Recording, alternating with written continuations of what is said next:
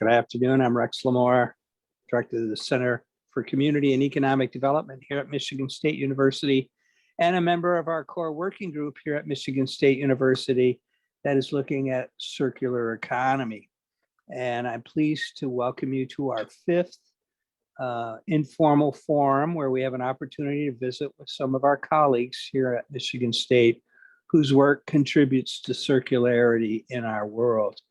So let me just say thank you to our core team members of our Circular Economy Working Group, including Professor Vedat Verder in Supply Chain, Lawrence Drzal over in the College of Engineering, Rafael Aras in the School of Packaging, and Bahama Ragera, who is in biochemistry.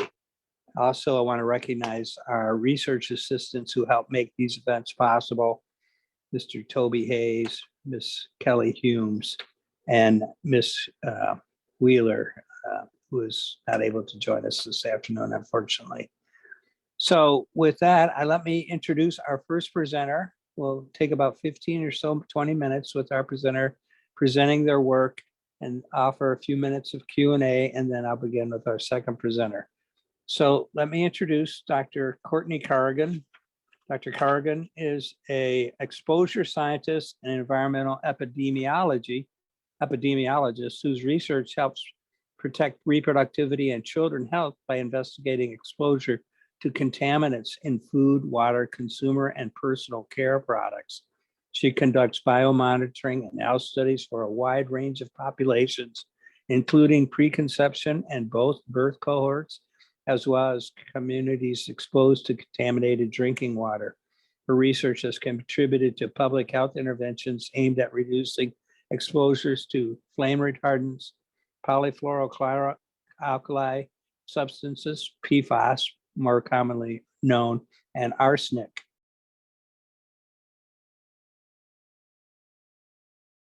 Thanks for having me today. Appreciate the invitation.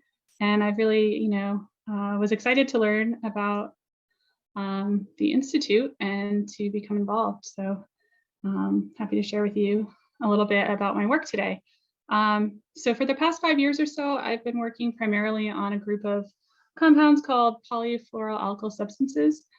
These are added to products to provide stain and water repellency, including for some types of shoes, upholstery, carpeting, clothing, paper, food packaging, nonstick cookware, and aqueous film forming foam, which is a firefighting foam used to fight fuel fires. While these are convenient, some PFASs have been associated with serious health problems and can remain in the environment forever. They're man-made, manufactured, put into products and disposed of. They can make their way from industrial plants to landfills and wastewater, into waterways, and then into our food and drinking water. We're also exposed to them from products in our homes and our workplaces. They're transported all over the world and can accumulate in polar regions. They bioaccumulate up the food chain. Marine mammals contain some of the highest levels measured in wildlife, and people living the far north have some of the highest levels in humans. They're found in the bodies of most Americans. Fetuses and children are especially vulnerable during critical windows of development. Babies are born with at least as much as their mothers and are further exposed through breast milk. PFOA and PFOS, called C8 because they have 8 carbons, were phased out of use a decade ago due to concerns about their toxicity and persistence. They're characterized by a chain of carbon-fluorine bonds that are incredibly strong and is what makes them so persistent. One end of the chain is attached to water and the other repels it, a unique characteristic that makes them so useful, but also enables them to bind tightly to protein in the body and allows them to be highly mobile in the environment. PFOA and PFOS behave differently from other pollutants as they bind to blood proteins and recirculate in the body. They've been shown to affect multiple systems in the body, linked to a wide variety of health concerns, including elevated cholesterol, changes in immune and hormone function, decreased fertility, and certain cancers. They migrate easily from industry and waste into surface and groundwater. Major sources of PFAS to the environment include chemical companies that manufacture it and industries that use it in their production processes.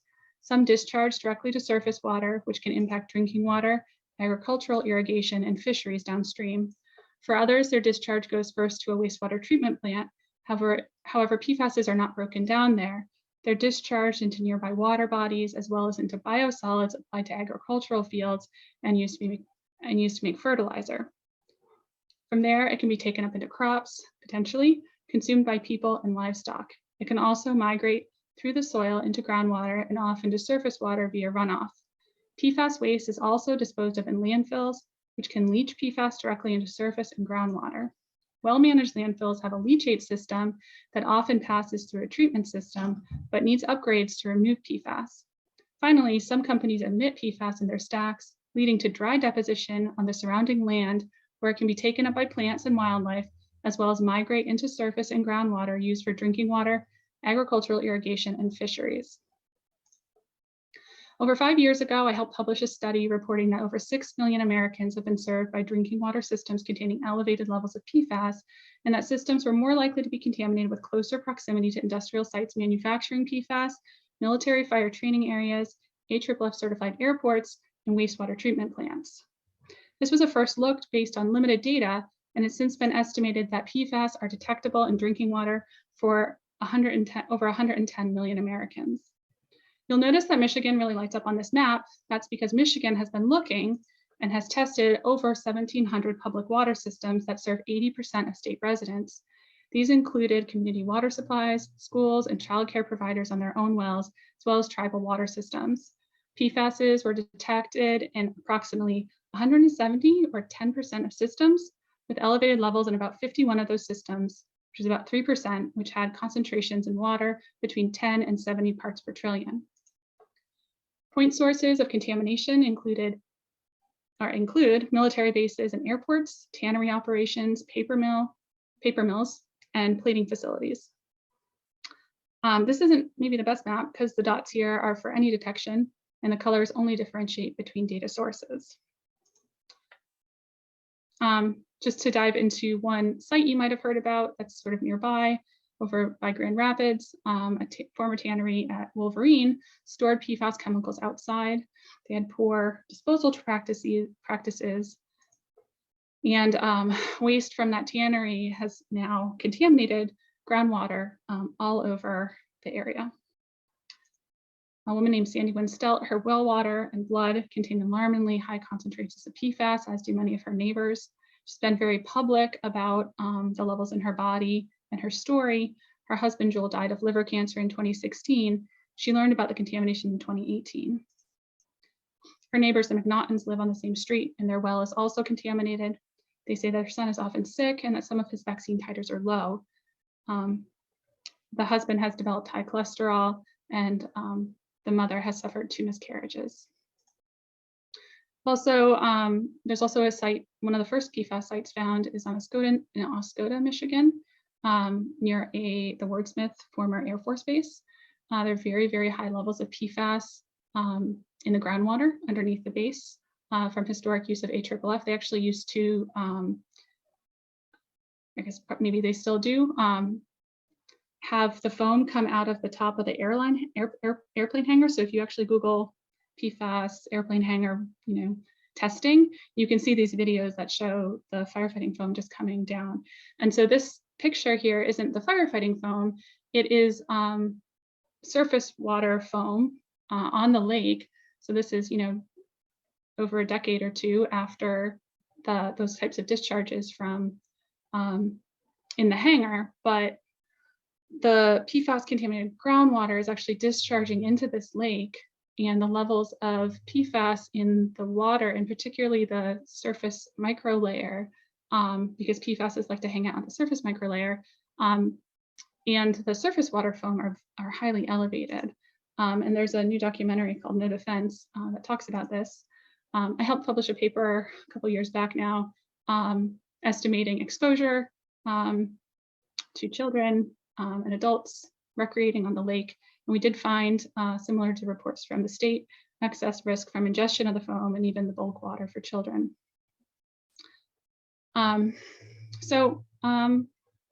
we mentioned, I'm an exposure scientist, environmental epidemiologist, so I study relationships between exposure and, sources in exposure, so that's not on the map here, so it's exposure science, and epidemiology, looking at relationships between exposure and health effects. So going in this direction. And we like to look at both experimental animal studies and observational human studies to inform our understanding of the relationship between exposure and disease. So I think a lot about PFAS all day, every day these days, but we know that there's a lot of other contaminants that are regrettable. So I've listed a bunch of those here, and we know that we can find industrial chemicals in virtually everybody, and these are some contaminants found in U.S. pregnant women. And we also know now that, well, I guess we've known for a long time, that exposures that occur during sensitive developmental windows, which we used to think about really only during maybe fetal life, but now we know that actually preconception through puberty and maybe even some other parts of the lifespan can also be sensitive depending on the exposure and the outcome of interest. So we look at exposures occurring during these sensitive windows and effects that can occur later in life. And so this is known as developmental origins of health and disease hypothesis, or DOHAD. Another thing that we think a lot about now is the exposome. So this can be defined as the measures of all the exposures of an individual in a lifetime and how these exposures relate to health. An individual's exposure begins before birth and includes insults from environmental and occupational sources. I kind of ran out of slides that I have made. So some other points I just wanted to make for this talk is the importance of considering economic impacts from these types of exposures, that there are health impacts that affect our economy that often haven't been historically considered when we think about this. There have been a series of papers that have come out recently, more recently in the past 5 to 10 years, trying to better quantify economic impacts of these types of exposures. And highlighting also, for PFAS, there's a new paper. I guess it's not that new anymore, but talking about the essential uses. So saying that, to study and regulate, there's over, I think now the latest estimate, over 9,000 PFASs. So to study and regulate them one by one would take forever. And so the importance of taking protective action and thinking about these chemicals together, and thinking about where do we really need them? Are there uses where we don't need them? So one example, we just had a paper come out last week where we had found PFASs in face masks. And I'm sorry that I don't have a really great slide for you. Been really busy lately, but basically what we found was that we looked at face masks like cloth masks, and it was a small sample size, but a lot of the masks you probably wear, like the medical masks, the N95s, KN95s, we found very low levels of PFAS. I can't say for sure if it was intentionally added or not, but it seemed like it might be, some kind of contaminants, PFASs used in the production process for other things that ended up slipping into these masks. But we did find that one mask, which was marketed to firefighters, had much higher levels of PFAS in them. And when I did an exposure risk assessment on it, a very preliminary exposure risk assessment, because there's a lot of uncertainty in the model, but that it did trigger risk if somebody was to wear it for a full day and do moderate or high activity for part of that day. So, this is an example of kind of saying, well, hey, folks might want to know if PFASs are in here in this mask, and maybe they really wouldn't want it there. And do we really need PFASs in our face masks? Is this a good idea? Another part of that paper was looking at disposal. So how much PFASs are entering our environment, our landfills, our waterways, eventually through the leachate pathway from this type of disposal. So really trying to start to think about contaminants like PFAS in a life cycle assessment. When we talk about alternative PFASs like fluoropolymers, PFASs, other PFASs are used and created in the production of fluoropolymers.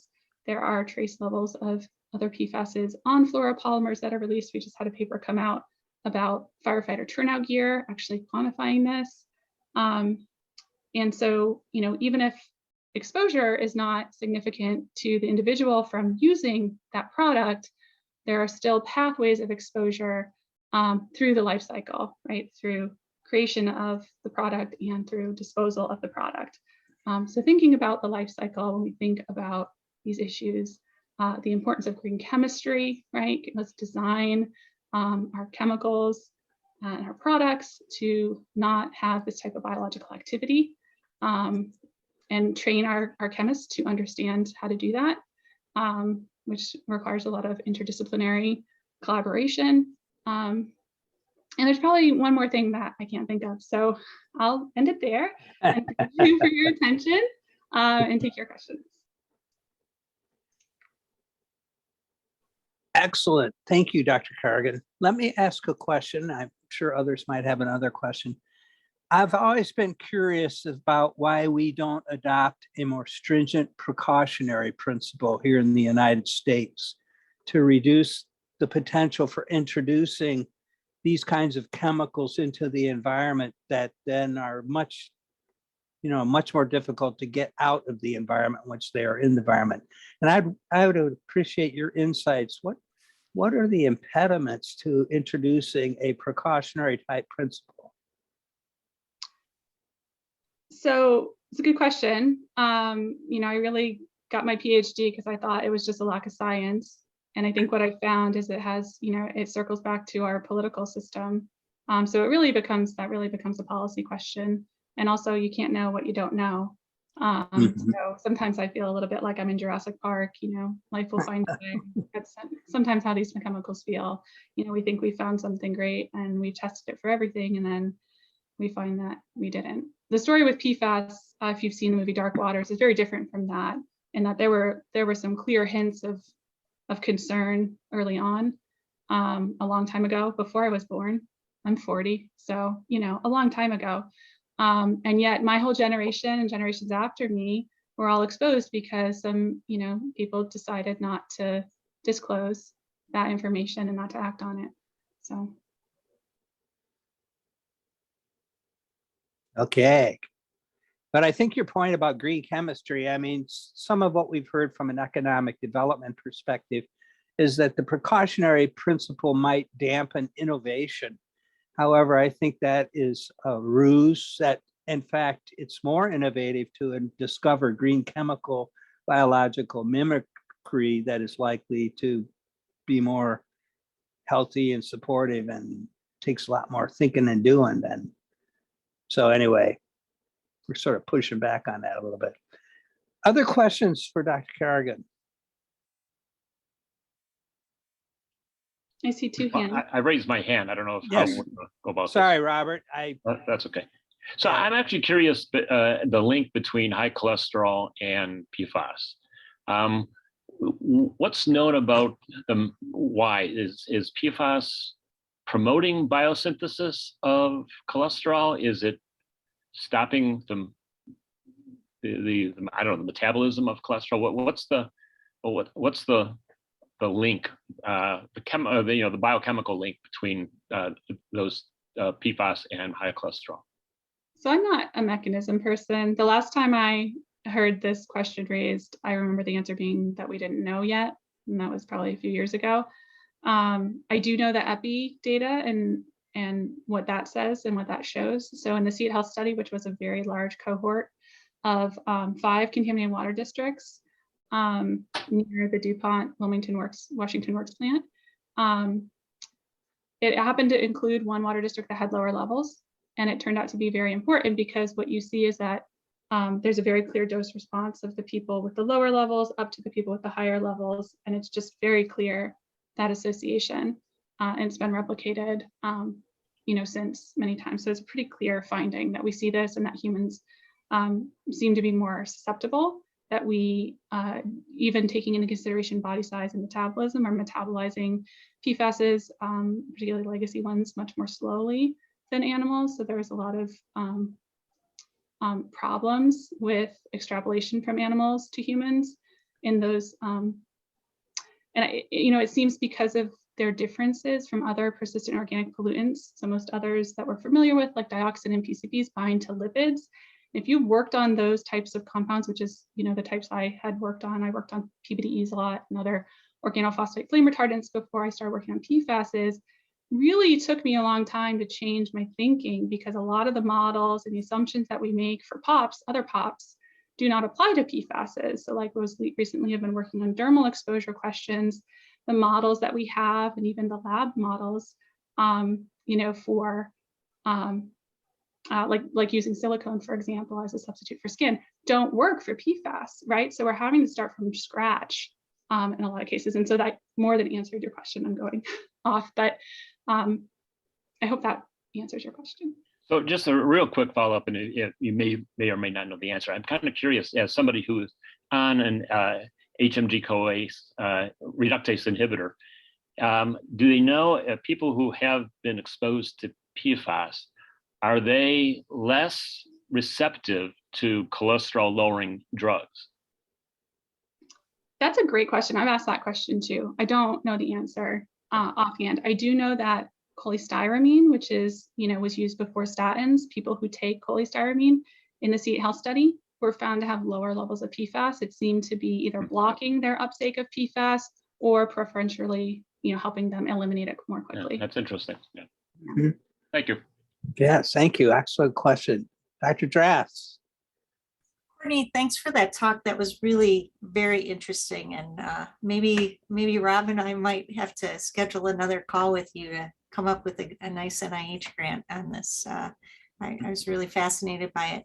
Can you tell me though, is the map showing the contamination sites in Michigan, is it more dense because Michigan has actually taken an interest in this, or because you just simply know more numbers with Michigan? So Michigan has been doing testing. So where you saw the states that just kind of lit up, like New Jersey and New Hampshire, and Michigan, everywhere I've lived, apparently, you know, all light up because they're testing. And what we find is that when places test, you do find PFAS. The first map I showed that estimated the 6 million exposed to higher levels through drinking water, that was based on a nationwide, the UCMR3 data from EPA, and was not complete.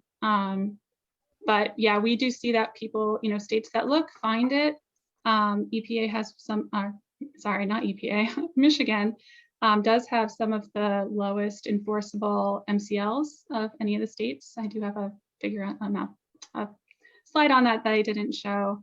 But Michigan also does have, you know, when I talk about PFAS using industries, I didn't put it up here and I really should have, but I help create and manage a site called the PFAS Exchange. I can put it into the chat, the link. And we have a map on there. It's not drinking water systems. EWG has one of drinking water systems, I think. But our map actually shows not only where PFAS contaminated sites are that have been confirmed nationwide, but also industries that use PFAS. And I actually have trouble like thinking of industries that don't use PFAS. It's just used so widely. Yeah, thanks very much. Do you have time for one more question? Okay, Jim. Yeah, probably less of a question and just more of an observation. And I'm trying to connect your, first of all, thank you. It's fascinating to me. I'm the non-scientist here. And so I ask these really naive questions when it comes to this. But the graphics that you show, it kind of is reminiscent of the little kids, you know, song, knee bones connected to the ankle bones, connected to the foot bones, connected to whatever. And I don't know, just to bring awareness to our policymakers, and you know, some of those simple graphics that is I think just tell an amazing story when you see, you know, this pollutant coming out of this smokestack landing, you know, here, which then gets sucked into that, you know, into the water stream, which gets consumed by a fish, which gets eaten by a mother, which, you know, ends up in the womb and all that stuff. You know, I don't know how, Rex, we, you know, in this institute, you know, and, you know, in the leadership role that you've taken here, is to make those very simple graphics come to life for the people that are actually making the policies. And when we're thinking about, you know, it's not just the bottom line of ABC company, it's the bottom line of Mother Earth, and ABC should be paying a price for part of that, you know, the damage done, or conversely, they should be investing in some alternate solutions. But anyway, again, just a comment, these presentations have been nothing but fascinating. And Rex, I guess the challenge is to connect all this stuff together eventually to make good. Yeah, I hadn't put together the agricultural pathway, coming to MSU 5 years ago and starting to think more about agriculture. And people would say, PFAS is, or sorry, not PFAS, water, how important water is in agriculture. I really hadn't thought about it that hard. And, working on PFAS, it's, really become apparent how much of a concern it is. And the other thing that's different about PFAS than other POPs is that it does migrate easily through soil and the groundwater. Most POPs get hung up in the sediments and the soils, and they don't migrate with water the way that PFASs do. So you've kind of got a double whammy there of it being so persistent, and then also, migrating in with our water cycle. Really, really, I think more problematic than potentially any other contaminant that we've faced in history. Plus, you've got 9,000 of them or more. We know that we're only scratching the surface when we're trying to quantify PFASs. So that's a huge challenge for epidemiology. If we are quantifying, only 12 PFASs, there are 9,000 out there. How many are we really actually being exposed to? What is our actual exposure? You get a lot of exposure misclassification. It really impedes our ability to do good science. So Courtney, I just wanted to interrupt and say one thing. MTBE used to be used as an oxygenate in gasoline when we moved away from tetraethyl lead, and that was its problem too, right? Its solubility made it move. That solubility gets you. Makes it expands the problem so dramatically. One policy solution that is helpful. It didn't prevent, Massachusetts from having a PFAS issue, but Massachusetts passed some legislation called the Toxic Use Reduction Act, and they have a place called the Toxic Use Reduction Institute, and they have a list called the TUR list, and they use that list to, once a chemical, and they just listed a bunch of PFASs on that list. Once things are listed on that list, any industry that uses it has to pay a fee. And they also have like a continuing education series, and they have all kinds of programming to educate those companies about those chemicals and help them learn about and transition to safer alternatives. And if there aren't safer alternatives available, they have small grants programs that help identify safer alternatives. It's a really great program. I've had a few grants from there. I have one right now working with firefighters. So it's other places, other countries even have adopted similar models. So that's one potential policy solution,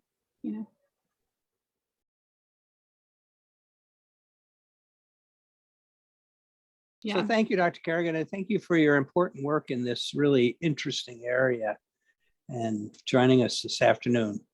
You're welcome. Thank you. And let's turn to Dr. Drath, who is our second presenter this afternoon, an associate professor in the College of Natural Science in the Department of Chemistry. She specializes in synthetic biology and organic chemistry.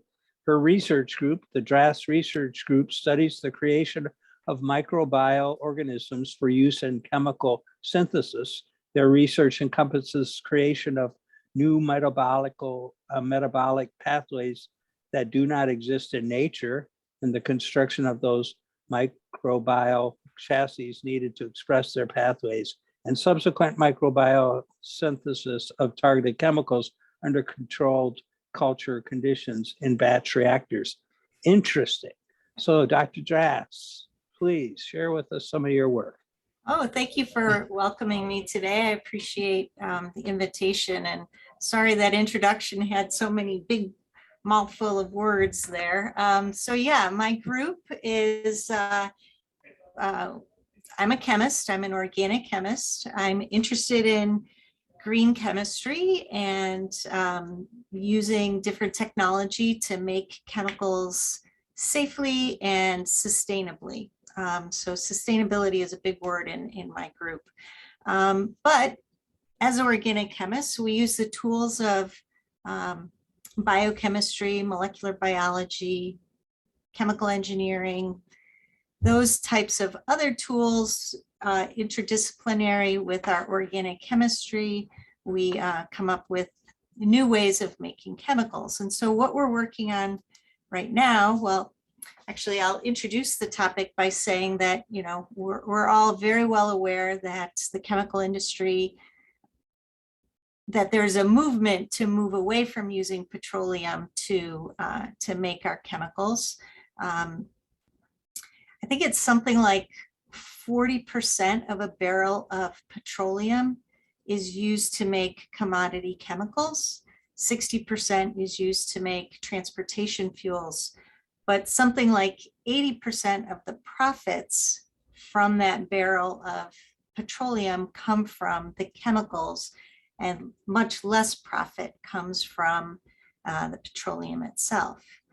So as we're trying to move away from petroleum for many different reasons, number one, the fact that petroleum as a fossil fuel, it has a limited, there's a limited amount of petroleum. We don't consider it to be a renewable resource.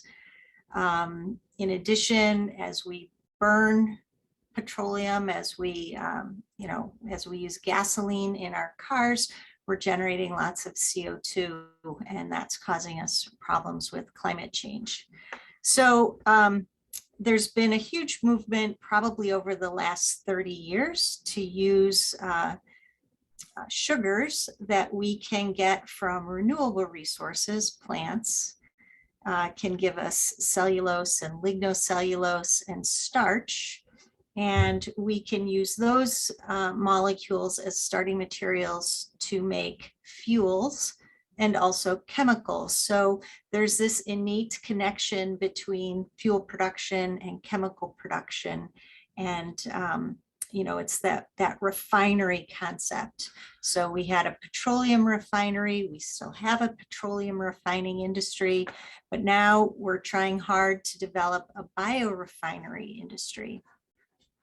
And so along those lines, so I've been doing research for a long time, and many of those 30-ish years where people have been trying to make chemicals and fuels using renewables. So this is an older slide. This work dates back to the late 90s into the early 2000s. And this is just a demonstration or a slide explaining what we do with bacteria. So using these tools of synthetic biology, what my group is interested in doing is taking pathways, biochemical pathways that are in microbes, and manipulating those pathways in some way so that we can turn the bacterium into a chemical factory. Okay, so instead of that bacterium simply being in existence for its own utility, we try to turn that bacterium into something that is useful for us. So this is an example of something that we can do, and this is something we did do. So I show you glucose because that's probably the most common renewable feedstock that is used to make chemicals, things like lactic acid and ethanol. So these arrows are indicating this biochemical pathway in our favorite bacterium in our lab is E. coli. We use E. coli for a lot of demonstration, and then it can be taken, whatever we do in E. coli can be taken to other bacteria that may be more optimal. But what we did here is we use this pathway that exists in E. coli, and this pathway normally will synthesize aromatic amino acids and other aromatic metabolites. We humans and other mammals don't happen to have this pathway, but it's widely shared among bacteria and fungi and plants. And so what we did was we blocked a particular enzyme that is responsible for this conversion of DHS into shikimic acid. And instead what we did was we expressed 3 new enzymes that aren't normally found in E. coli. And so we just put the genes into the organism. We have all these techniques to do this. We express these other genes. And by doing this, we were able to sort of waylay carbon flow from making aromatic amino acids into making this molecule here, cis-muconic acid. And I show you here, this is a figure that shows you what happens when we put this particular bacterium in a fermenter. So we inoculate the fermenter with a very low amount of cells, a very small amount. And over the first 30 hours, the cells, the black diamonds here, they grow very quickly. We have a way of making them stop growing, though, after a period of time. And you can see that pretty much in sync with when they stop growing, they start producing this blue bar. The blue bar is the cis-muconic acid. Okay, and so we have also developed chemistry. There's some very simple chemistry where we can reduce the double bonds here to make this molecule. This is adipic acid. It's in like the top 30 organic chemicals that's made every year, billions of pounds. It's a monomer for nylon 6,6 production. We can also transform this into terephthalic acid, which is a monomer for PET, so plastic bottles. So anytime you're going to make a molecule, you want to be able to parlay that one molecule into multiple different molecules using some other form of catalysis. That way you can take better advantage of the work that you've done on the biological side. And so that was really exciting work. My husband and I actually started a company based on that, some of that technology. The company was fantastic, except we couldn't really make any money, and the venture capitalists grew a little impatient. And so what came out of that is we learned that, so we were basically trying to use glucose, which we get from starch. Okay, so this is a first generation feedstock. It means that what we're doing is we're taking biomass that people can eat or that we can feed to animals, and we're using it to make chemicals or fuels. Really, when this whole industry started out, the goal was to be able to make chemicals from second generation feedstocks. So this would be, instead of using the corn starch to make the ethanol or the chemical, we'd be using the cellulose or the lignocellulose, sort of the waste component of the corn plant. Unfortunately, the industry hasn't made the leap from first generation to second generation very well. And in fact, something like 35% of the US corn crop, the actual ears of corn, is being used to make bioethanol, which is kind of an astounding number, I think. So my group is turning away from using these plant-derived starting materials, and we're turning directly to methane and CO2. So essentially what you can think about us doing is, when you use renewables like plant-derived things, you're actually relying on the plant to fix the carbon, to give you the molecule, the glucose or whatever other sugar you're going to use to feed to the bacterium. What we're doing is we're trying to tighten up that carbon cycle.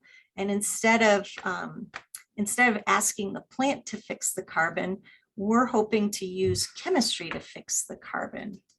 And so essentially what we're doing, we've asked ourselves, is there some molecule or molecules that we can transform methane and CO2 into, that we can then feed to a bacterium that will then make a building block, sort of like this is our cis-muconic acid from a couple slides ago.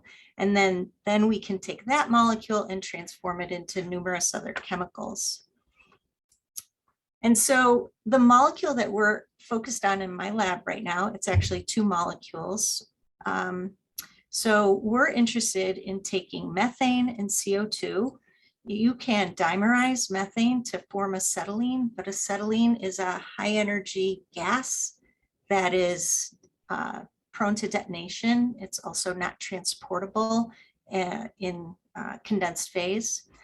But what we're working on with some collaborators here in chemistry is after this dimerization, can we do a carboxylation? This chemistry is actually fairly well known, but it's not catalytic yet. It's still a stoichiometric product process. And so anyway, we're trying to make this molecule acetylene carboxylic acid and acetylene dicarboxylic acid.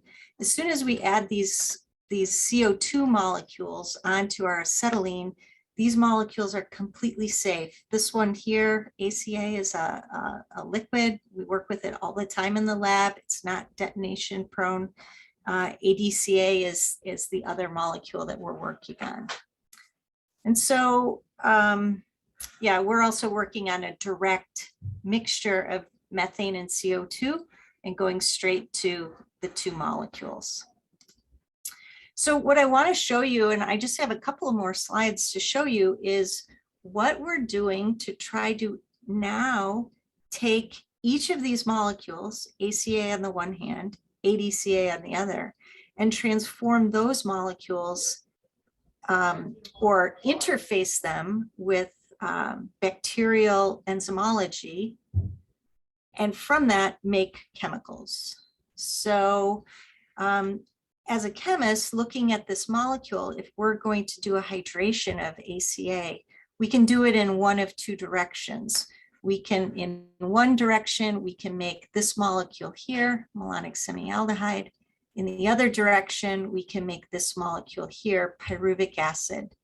So pyruvic acid is a molecule that bacteria and plants, people, we have a lot of pyruvic acid in us. So we know how to work with this. So the key for us is getting an enzyme that will convert ACA into pyruvic acid. This molecule here, malonic semialdehyde, isn't quite as common in bacterial metabolism, but there are enzymes that do process malonic semialdehyde. And so I just want to show you kind of how we're viewing this tree of different molecules that we can make. So you can see we're starting from one molecule. We do some very simple chemistry, or in our case, enzymology. And then from that, we can make quite a few other different chemicals. All of these chemicals, malonic acid is used in the polymer industry, it's used in the food industry. 3-hydroxypropionic acid, I have another slide on this. This is a critical building block molecule of the bioeconomy. 1,3-propanediol is used to make carpet fiber. Lactic acid, I think you've probably heard of for polylactic acid, is a more hydrolyzable. It's more degradable than PET. And then there are some other molecules here. So let me show you. So here's that building block, 3-hydroxypropionic acid. We have a way, I'm not showing you all the different steps. It's actually just a 3-enzyme process that we go from that ACA, acetylene carboxylic acid, and we can transform that into 3HP, 3-hydroxypropionic acid. One of the things that we're really excited about this is there's a pilot, the DOE is funding a pilot production of 3HP in its conversion into acrylonitrile. Acrylonitrile, billions of pounds of acrylonitrile are produced every year. It is the monomer that's used to ultimately make carbon fiber.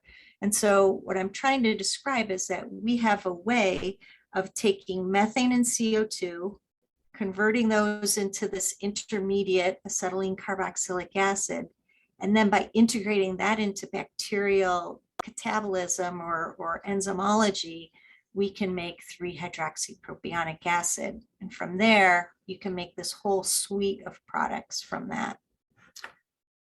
On the other side, we've got our acetylene dicarboxylic acid. So now we've got 2 CO2s attached to that acetylene. And what we found with ADCA was kind of surprising to us, but we've discovered that our friendly little E. coli cell that grows in our lab, we can adapt it to grow on acetylene dicarboxylic acid as a sole source of carbon. So what that means is that we can take E. coli, and instead of giving them something like glucose, where they grow very rapidly on glucose, we can adapt E. coli to grow very rapidly on acetylene dicarboxylic acid. So if we can develop that front end chemistry to get from methane and CO2 to ADCA, essentially what we could be doing is growing E. coli on methane and CO2. Okay.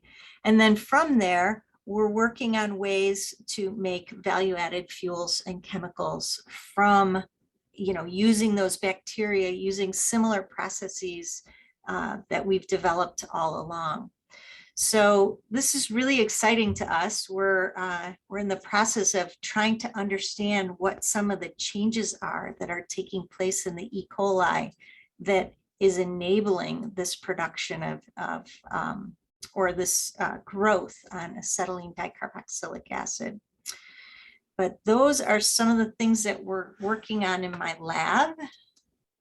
Oh, here we go. I had one more little thing. So actually, I forgot to explain this. This shows that, so if we call these cells that grow on acetylene carboxylic acid, as we're evolving them, so this is the first generation that's growing on acetylene carboxylic acid. And you can see by our gauge here, they're not growing very well. Okay, that corresponds to this growth here. So if we grow cells on glucose or this other molecule, fumaric acid, the cells grow very rapidly. They don't grow very rapidly on ADCA. But we take those cells and we plop them in some more ADCA, and now they do this. They grow a little bit faster. So they grow to a higher density and they also get there faster.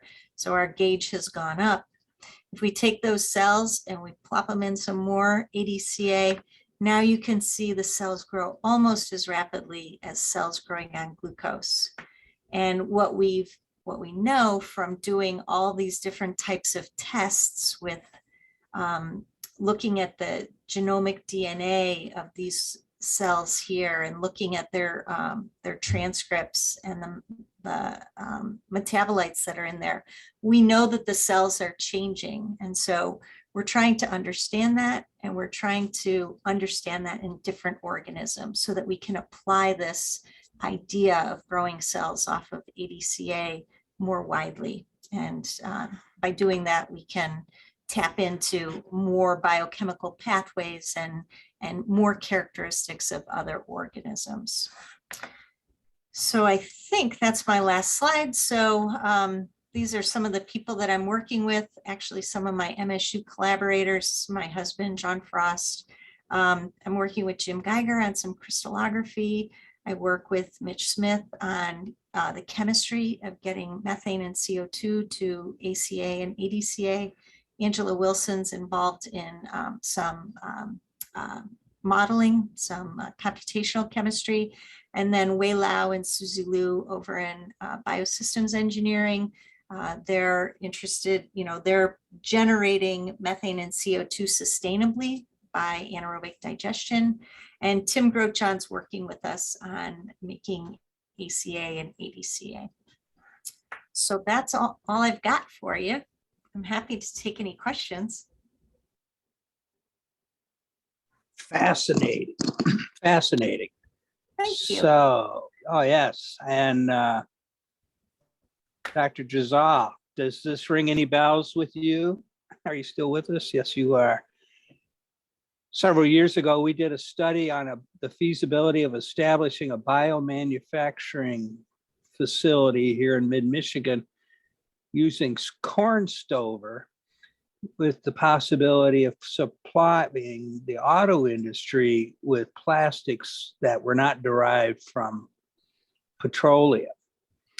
And yes, and I'll be glad to share that feasibility study with you. It didn't go into the chemical reactions that occur in the refinery, which is, I think, where your work is very much focused on. But really, do we have the commodities here? Do we have the transportation, the workforce? What we found, unfortunately, because in mid-Michigan, we're primarily a GM town.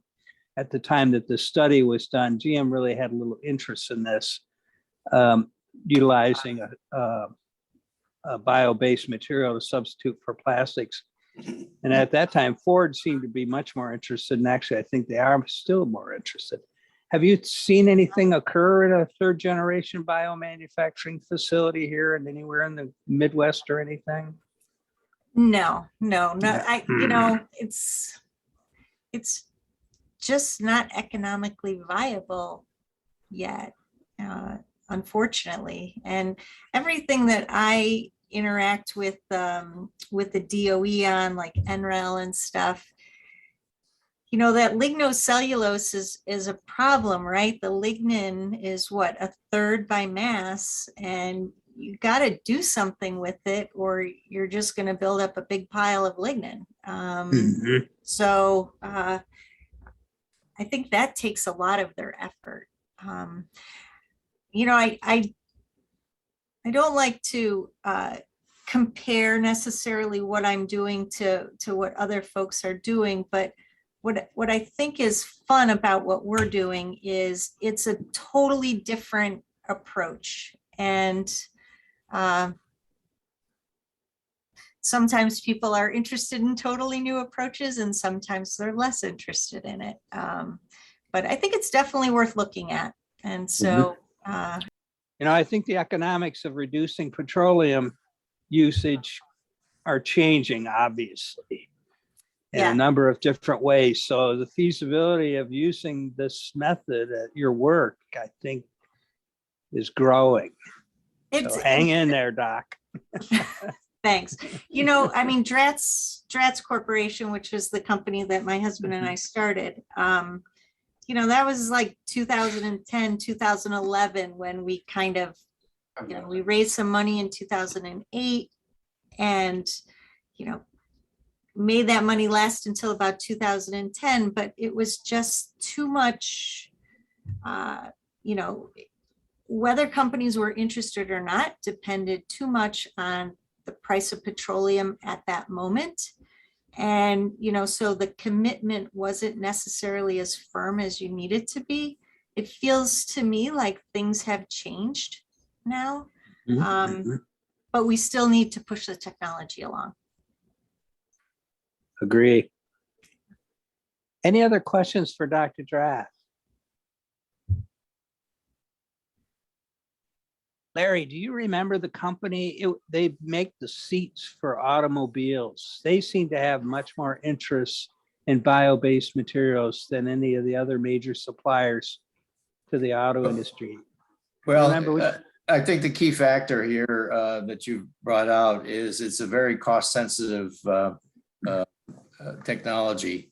And so whether you go to Ford or whether you go to GM, whether you go to Toyota, they're always looking for the lowest cost option here. But as you were discussing, the environment's changing. There are factors now that are coming to play that are forcing people to look more carefully at other sources other than petroleum-based sources.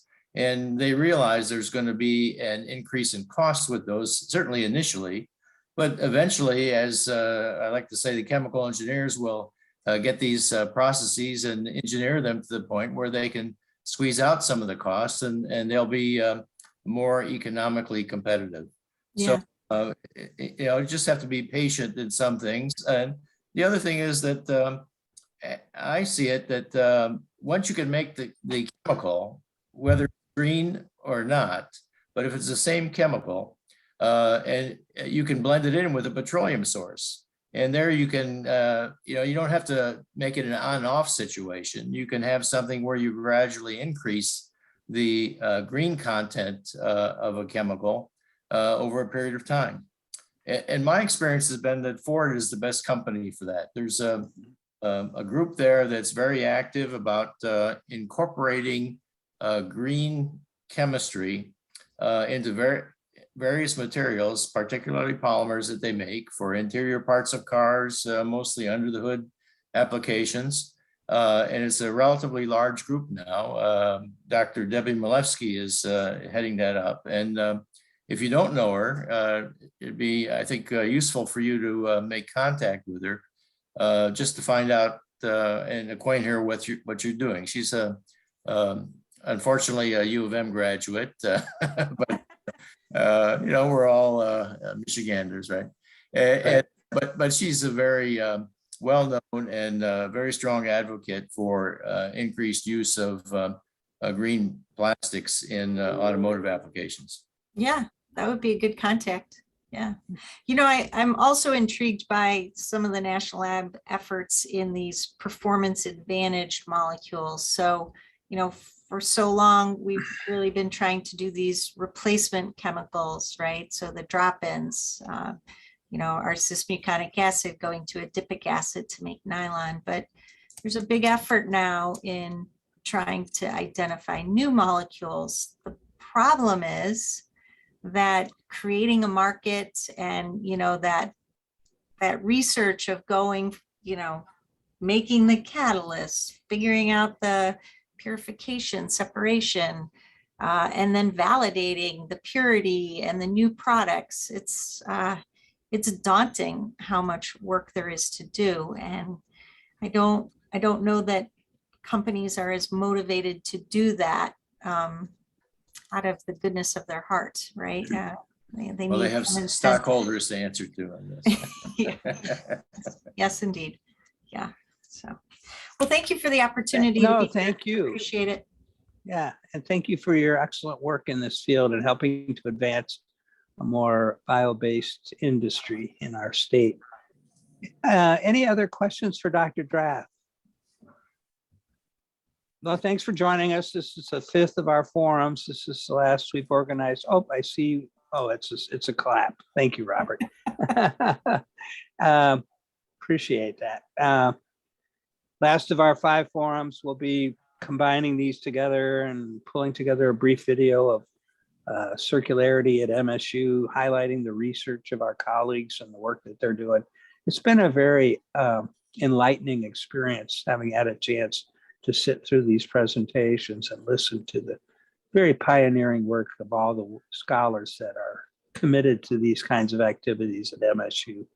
So thank you, Dr. Drath, and thanks for all of you joining us this afternoon, and enjoy the afternoon.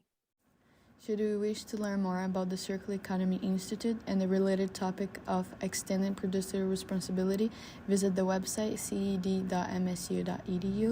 And thank you for your time. And if you wish to learn more about the topic, please contact the faculty who participated in the informal forum or contact the MSU CCED at ced@msu.edu.